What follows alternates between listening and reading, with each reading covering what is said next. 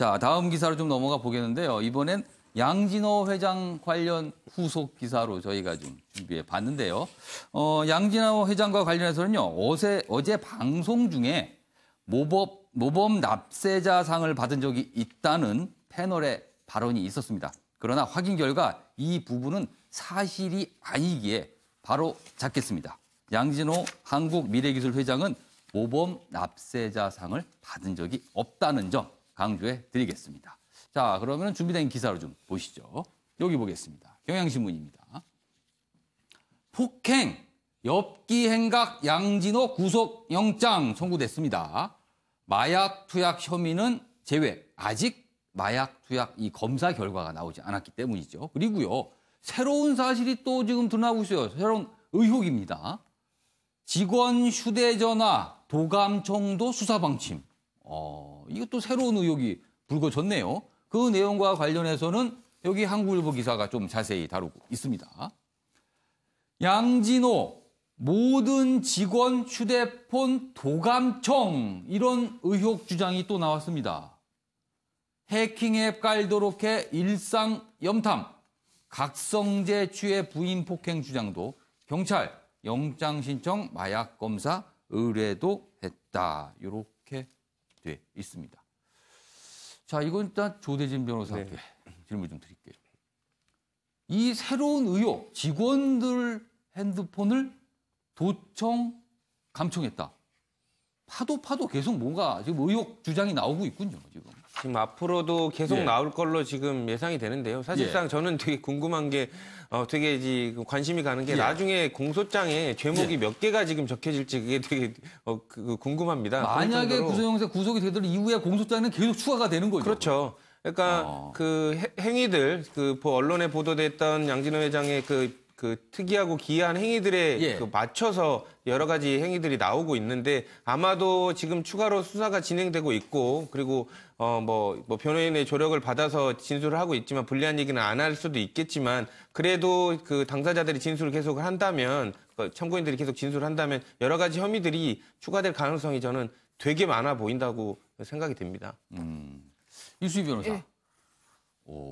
무슨 생각에서 저런 일단 의혹 주장입니다만 저게 사실이라면 직원들 핸드폰에 앱을 깔아서 도감청을 했다? 이게 이제 애초에 돈을 버는 거를 그 불법 동영상, 그러니까 음란물이라든가 몰카 이런 거를 올리는 저 웹하드 업체로 돈을 벌었으니까 그래서 한번 그게 구속이 됐다는 거 아니에요? 그리고 나서부터 이 도감청을 하기 시작을 했다는 거예요. 그러니까 이게 이제 내부에서 누군가가 수사기관에 신고를 하거나 이런 거를 상당히 두려워했던 것 같아요. 그래서 무슨 어플 깐다고 아니면 산에 무슨 메신저 깔아야 된다고 그러면서 그런 그 스파이 앱을 깔았다는데 그게 그러니까 우선은 좀 의심이 컸던 사람이 아닌가 싶기도 하고요. 알겠습니다. 자, 지금 여기서 좀 긴급 속보 좀 알려드리겠습니다. 오늘 오전 서울 종로구 청계천 근처의 고시원에서 화재가 발생을 했거든요. 오전 7시 50분쯤 현재 6명이나 숨지고 해서 지금 지금 사고 개요를 설명한 현장 바로 연결해서 들어보도록 하겠습니다.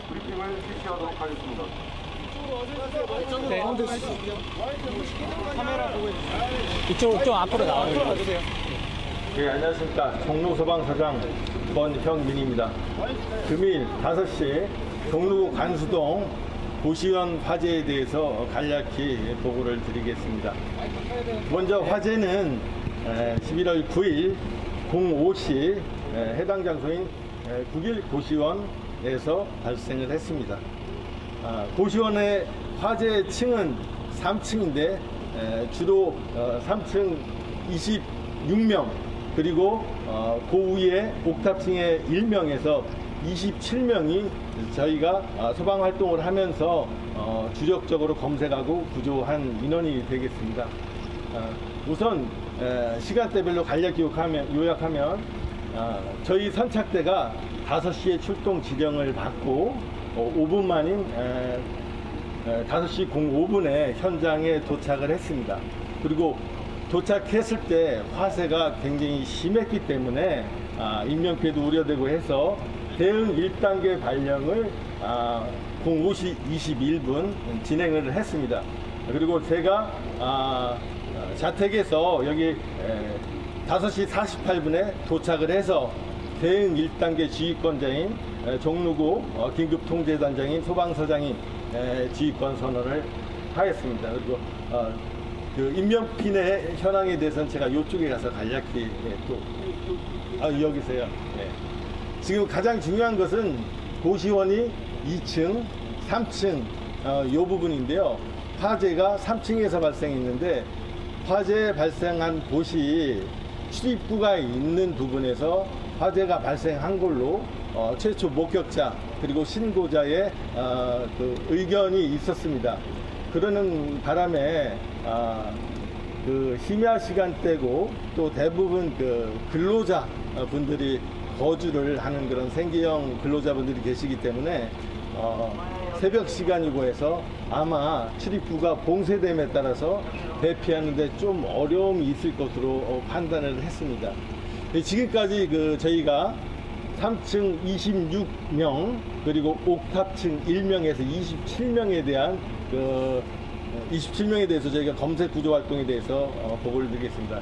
전체 18명을 그 27명 중 18명을 저희가 구조를 했습니다. 구조를 했고 그 중에 17명을 병원을 이송을 했는데 이 중에서 7명이 저희가 판단했을 때 CPR을 했기 때문에 중환자로 판단이 됩니다. 사후에 이 사망 여부는 보건소장이 최종적으로 브리핑하는 걸로 하겠습니다. 그리고 저희가 최선을 다해서 노력을 했습니다만 아까 말씀드렸다시피 출입구에 화점이 최초의 화재가 발생을 했고 또 새벽 시간이라 신고가 늦은 부분이 있고 또 아울러 대부분 일용 근로자들이 계셨기 때문에 출입구가 봉쇄됨에 따라서 많은 피해가 발생을 했습니다. 저희는 뭐 최선을 다했습니다만 이런 부분을 양해를 해주시고 다음 보건소에서 최종 그 임명상 브리핑이 끝나고 나서 통합적으로 해서 질문을 받는 게 낫겠죠, 그게. 네, 그렇게 좀 해주면 고맙겠습니다. 이상 그 화재 현장에 대해서 종로 소방서장이 브리핑을 했고요. 그 인명 피해 부분에 대해서는 그 보건소장이 발표를 브리핑을 하도록 하겠습니다.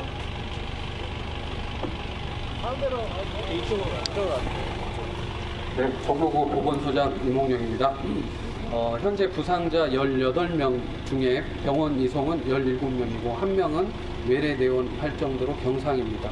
병원 이송한 17명은 고대 안암병원 2명, 서울백병원 5명, 국립중앙병원 4명, 서울대병원 2명, 한강성심병원 1명, 한양대병원 1명, 연대 세브란스 1명, 강북삼성 1명입니다.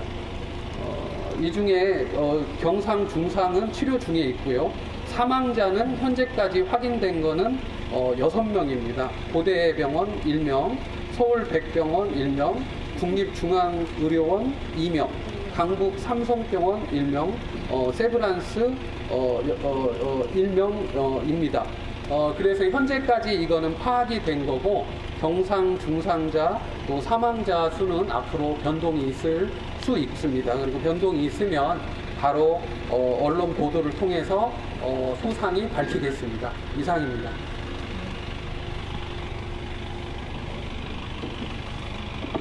이상 그 화재 현장 상황과 인명구조사, 그 인명 피해 상황에 대해서 브리핑을 마쳤습니다. 이어서 혹시 그 질문이 계시... 네, 지금까지 종로 고시원 화재 브리핑 내용 들어보셨습니다. 좀 정리하자면요. 오늘 오전 5시께 서울 종로구 청계천 근처의 한 고시원에서 화재가 발생했고요. 불은 7시 정도에 진화가 됐습니다. 그러나 10여 명의 사상자가 발생을 했다는 내용, 지금 브리핑 내용에 포함돼서 전해드렸습니다. 안타까운 사고 소식이군요. 부상당하신 분들 크게 다치지 않은 상태였으면 하는 바람이 좀 듭니다. 자, 아까 이수희 변호사께서 양진호 회장 관련 얘기를 하다가 좀 중간에 바로 사고 현장 바로 브리핑으로 연결됐는데 이어가 보도록 하죠.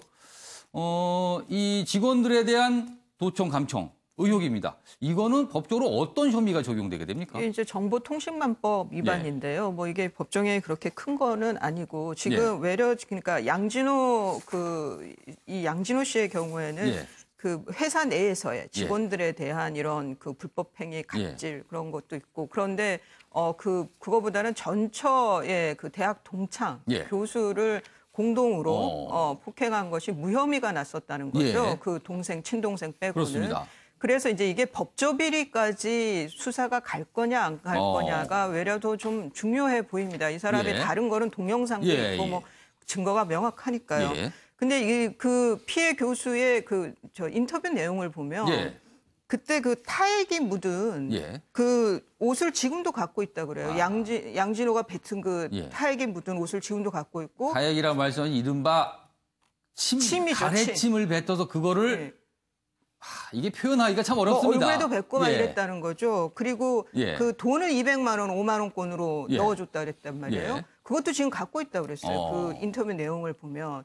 그러면 그리고 당시에 왜 때린 것 같으냐라고 하면은 마약 얘기가 나왔을 거란 말이죠. 그러면은 저는 궁금한 게 당시에 그 무혐의 처분 나기 전에 그러면 마약 검사를 했는지 그런 타액이 묻은 그런 옷에 대해서 그 감정을 보냈는지 국가수에 그리고 그런 것들이 저는 좀 조사가 됐는지 안 됐는지에 따라서 당시 조사가 어느 정도 그나마 신뢰할 수 있는지 아닌지 이것이 이제 법조 비리까지 갈 수 있는 좀 열쇠가 될 것 같습니다. 그래서 저는 좀 그 부분이 구조적인 면에까지 그다음에 이분은 아니죠. 양진호 씨 이 사람이 하는 그 회사에 대표이사로 있는 분이 또 어떤 정치권하고 연결이 됐다 이런 의혹 제기도 있어요. 그런 것도 저는 총체적으로 다 수사를 해야 되는 게 이 사건인 것 같습니다. 자칫 이 파장이요.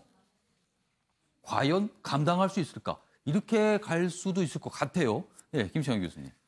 지금 말씀 잘해 주셨는데 저는 이 법조 비리로 확산될 가능성이 굉장히 높다. 제 개인적인 경험으로 검찰 출입하는 이런 걸 봤을 때 사실 이런 유사 사례가 한두 건이 아니었습니다. 그런데 보면 8명이 모여가지고 과거에 그렇게 취재 과정에서 그런 비슷한 사례가... 정황들을 많이 좀 보셨다는 거죠? 그렇죠. 그런데 보면 수사검사가 8명이 집단 폭행한 그것도 여러 사람들이 있는 데서 집단 폭행을 하고 또 물증까지 제시하고 녹음, 녹취 이런 게 다 있다고 했지만 한 번도 보자고 하지 않았다는 것이 그 피해자의 진술인데 여기서 수사검사가 사실상 무혐의 처분을 해버렸단 말입니다.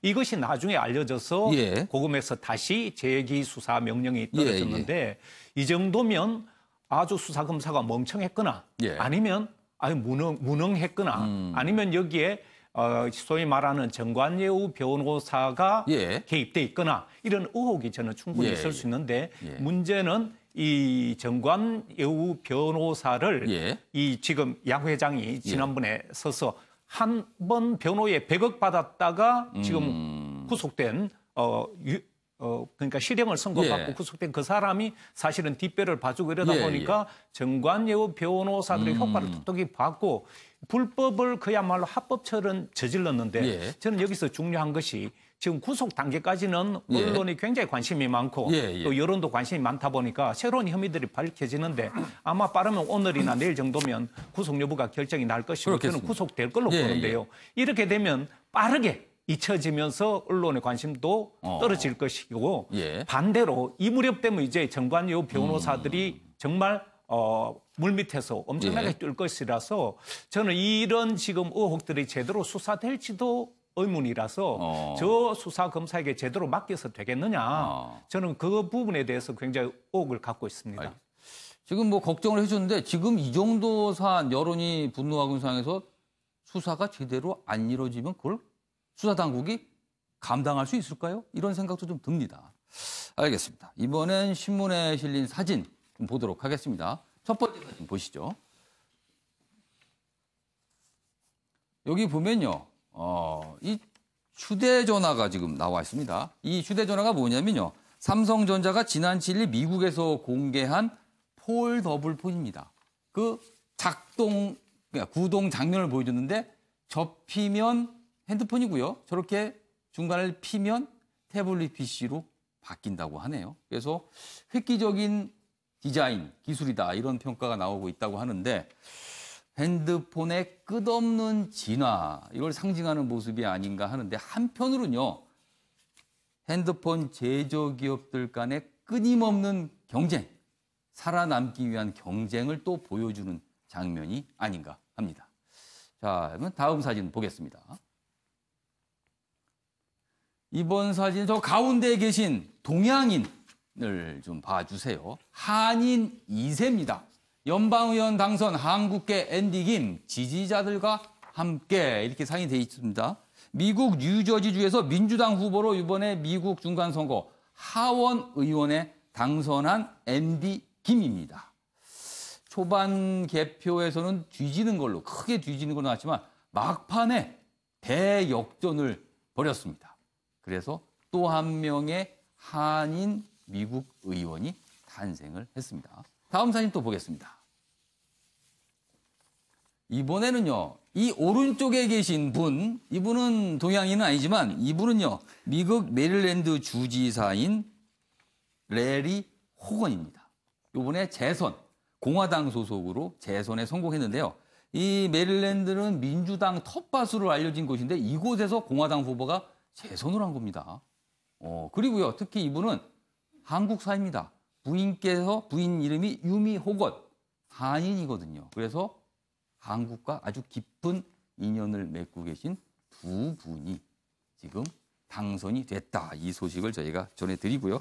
그럼 여기서 한인들의 미국 중간선거 당선, 박진아 아나운서가 이슈톡으로 준비했습니다. 보시죠.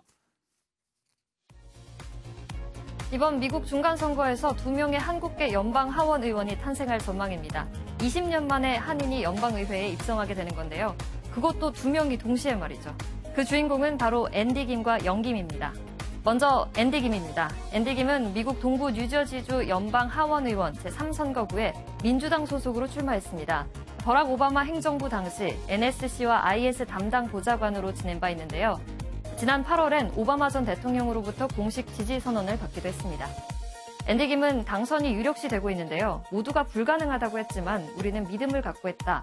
상당한 차로 상대를 앞서고 있는데 이 같은 소식을 전할 수 있게 돼 자랑스럽다. 이렇게 말했습니다. 당선이 확실시되면 앤디 김은 민주당 소속으로서는 처음으로 한인 연방 하원 의원이 되는 겁니다. 네, 다음은 영김입니다. 이번에 캘리포니아 39 선거구 연방 하원 의원 선거에 공화당 소속으로 출마했습니다.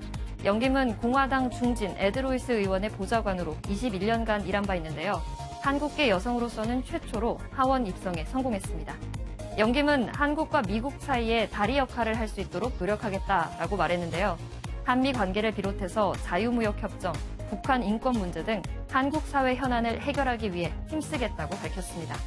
앤디 김과 영김, 이 둘이 동시에 하원 내에 입성하게 된다면 그 상징성이 커 보이는데요.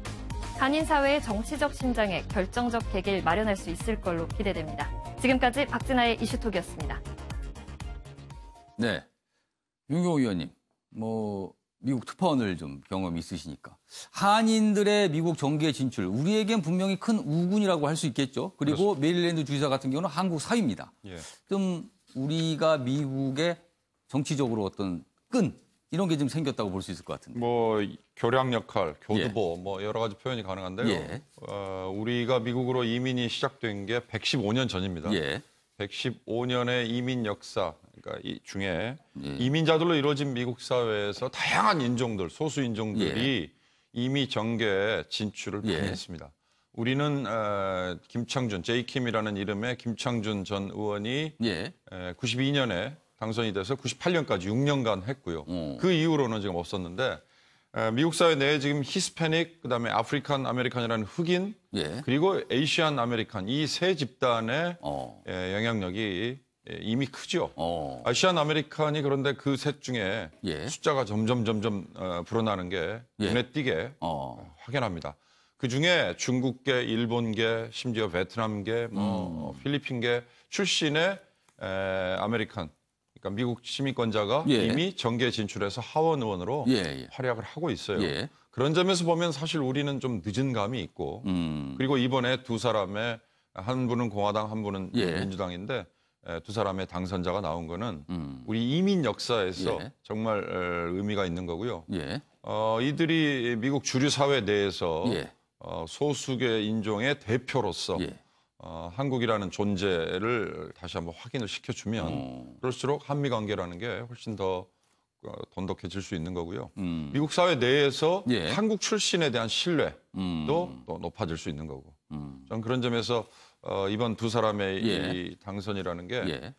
큰 의미를 갖는다 이렇게 평가를 하고 싶습니다. 우리가 관심을 갖고 있는 이슈에 대해서 미국 정가, 주류 사회에 좀 이슈화를 시키는데 아무래도 우리가 좀 큰 우군을 얻은 듯한 느낌이 좀 듭니다.